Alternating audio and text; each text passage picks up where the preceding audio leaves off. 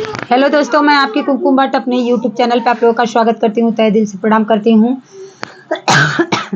सुनाने जा रही हूँ एक नाच गीत, जैसा लगेगा आप लोग कमेंट करके ज़रूर बताइएगा। देखिए, ननद भाभी का नोक-झोंक है और बहुत ही सुंदर लेके आई हूँ। आप लोगों को आशा करती हूँ कि अच्छा लगेगा तो लाइक शेयर सब्सक्राइब ज़रूर करिएगा और कमेंट के माध्यम से ज़रूर बताइएगा कि आप लोग कहाँ से देख रहे हैं मेरे गाने को।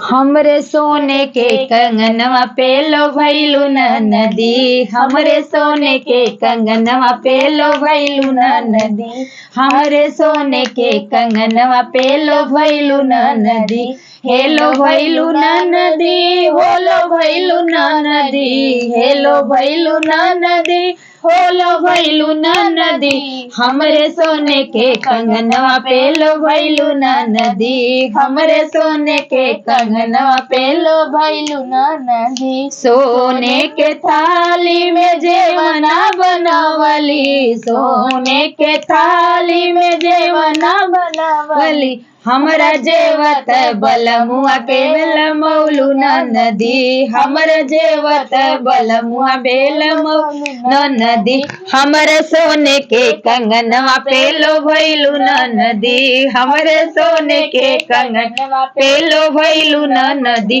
हेलो भैलू नदी, होलो भैलू नदी, हेलो भैलू नदी, होलो भैलू नदी, हमरे सोने के कंगनवा पे लो भैलू नदी, हमरे सोने के कंगनवा पे लो भैलू नदी।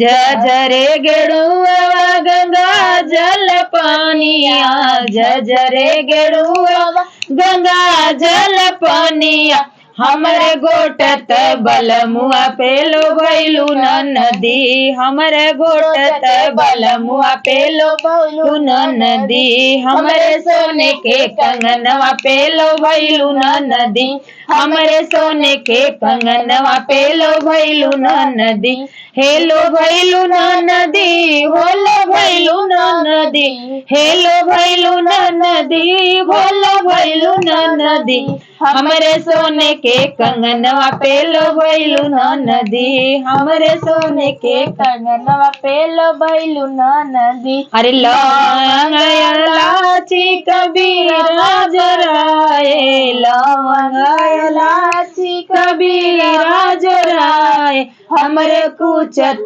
बलमुआ पे लो भैलू नदी, हमरे कुचत बलमुआ बेलमौलू नदी, हमरे कुचत बलमुआ बेलमौलू नदी, हमरे सोने के कंगनवा पे लो भैलू नदी, हमरे सोने के कंगनवा पे लो भैलू नदी। देखा हमरे छोटकी ननद बहुत लोभानी हमरे दुल्हा पे। अब देखा लास्ट बेरी आवत बा कहाँ लोभात है सोवत कर।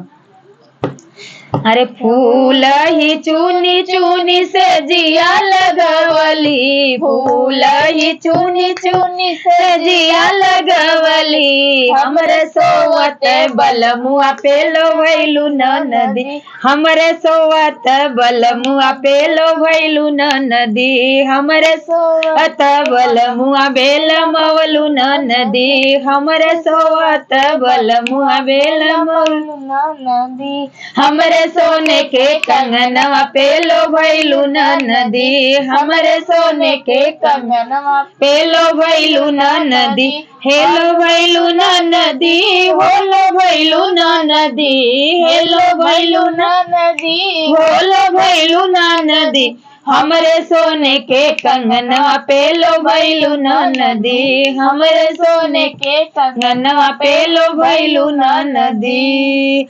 तो हमारा ये नाच गीत कैसा रहा, ननद भाभी का नोक-झोंक आप लोग जैसा रहा कमेंट करके जरूर बताइएगा। फिर मिलती हूँ नेक्स्ट वीडियो में, तब तक के लिए राधे राधे, जय श्री कृष्णा, हर हर महादेव।